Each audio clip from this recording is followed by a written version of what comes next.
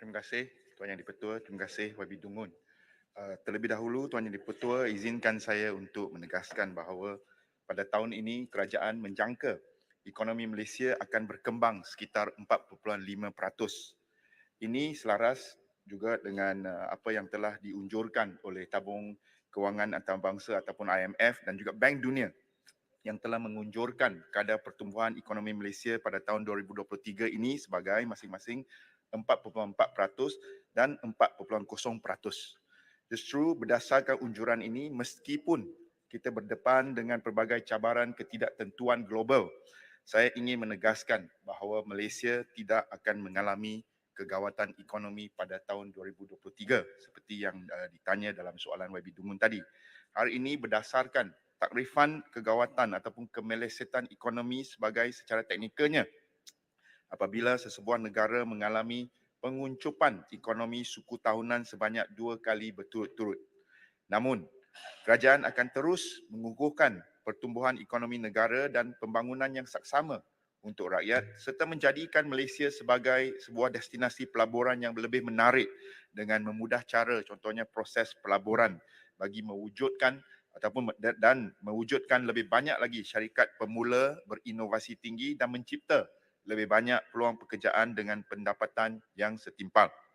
Bagi menangani kesan kenaikan harga barangan keperluan asas, Kerajaan Perpaduan terus melaksanakan pemberian subsidi dan bantuan tunai seperti sumbangan tunai ramah dan juga pelbagai insentif dengan peruntukan keseluruhan sebanyak lebih kurang 64 bilion ringgit.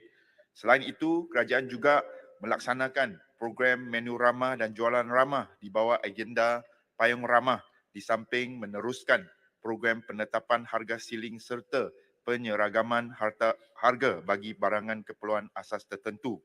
Bagi membina semula pula sektor perusahaan mikro, kecil dan sederhana PMKS dalam tempoh pasca pandemik ini, kerajaan telah menyediakan dana insentif, potongan cukai, pinjaman dan jaminan pembiayaan dengan peruntukan lebih 40 bilion ringgit ya, untuk memperkasakan lagi sektor PMKS ini. Dan sebenarnya melalui permekasaan sektor PMKS secara langsung kita membangunkan perniagaan rakyat Malaysia, tetapi secara tidak langsung kita juga mewujudkan lebih banyak peluang pekerjaan, terutamanya peluang pekerjaan berpendapatan tinggi dan berpendapatan setimpal kepada rakyat kita. Sekian, terima kasih. Soalan tambahan yang berhormat, Dungun. Terima kasih Ketua atas jawapan yang diberikan. Kalau kita melihat sebahagian daripada kesan yang perlu dikawal terhadap rakyat dari kesan kegawatan ekonomi, walaupun jawapan pada makroekonominya mungkin tepat, tetapi kalau kita turun ke mikroekonomi rakyat, ia melibatkan kesan yang cukup ada pada rakyat. Jadi saya ingin untuk bertanya langkah kementerian memastikan subsidi-subsidi yang diperuntukkan kepada rakyat mencukupi untuk menyerap ketidaktentuan inflasi global. Apakah akan ada kesinambungan subsidi yang telah disalurkan oleh kementerian sebelum ini bagi memastikan inflasi dalam negara terkawal? Mohon penjelasan. Yang berhormat Menteri. Terima kasih YB Dungun, terima kasih Tuan Yang di-Pertua. Untuk makluman Tuan Yang di-Pertua, saya juga telah sebut bahawa peruntukan bagi segala jenis subsidi, insentif dan bantuan bernilai lebih kurang 64 bilion ringgit dalam belanjawan 2023 ini. Ini sudah tentu termasuk subsidi-subsidi terdahulu yang telah disambung dasar persubsidian tersebut. Tapi untuk makluman Tuan Yang di-Pertua, kita juga telah mula untuk melaksanakan apa yang disebut sebagai subsidi bersasar demi untuk bukan saja mengurangkan ketirisan tetapi juga untuk memastikan agar subsidi tersebut disalurkan kepada pihak atau kepada rakyat yang benar-benar memerlukan. Justru kerajaan telah memulakan program subsidi bersasar ini dalam sektor bioelektrik supaya pengguna elektrik bekalan elektrik 10% teratas, ini termasuklah syarikat-syarikat besar, mereka telah tidak akan menikmati subsidi seperti golongan-golongan yang lain. Selain itu, dalam aspek bantuan dan subsidi, saya juga suka cita untuk mengatakan bahawa sumbangan tunai rahmah yang akan diberikan ataupun akan memanfaatkan lebih kurang 9 juta rakyat juga akan dilaksanakan tahun ini dengan mengambil kira saiz isi rumah contohnya berbanding dengan dulu dan juga menaikkan kadar pemberian wang tunai tersebut. Sekian, terima kasih. Yang Berhormat Bentong.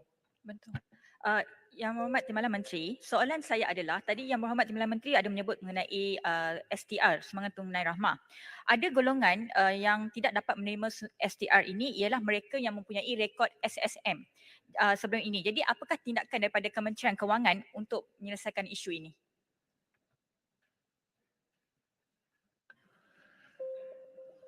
Terima kasih Tuan Yang Ketua, terima kasih YB Bentong.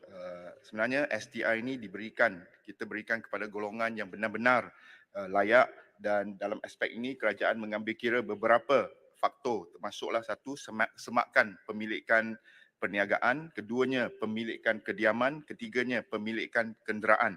Tujuan semakan ini dibuat adalah untuk memastikan bahawa setiap penerima STR ini dinilai secara menyeluruh dan bukan hanya berdasarkan pendapatan semata-mata.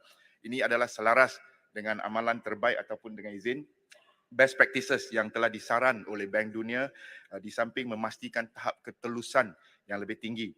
Untuk makluman, Dewan Yang Mulia ini, permohonan dan pengemaskinian STR telah pun boleh dibuat mulai 1 Mac sehingga 31 Mac 2023. Walau bagaimanapun, kepada mereka yang tidak layak disebabkan isu yang disebut oleh YB Bentong iaitu SSM, isu SSM itu bolehlah mengemukakan permohonan baru segera sebelum 31 Mac 2023, dan permohonan ini akan disemak silang berdasarkan data terkini yang diterima di samping dokumen-dokumen sokongan yang berkaitan.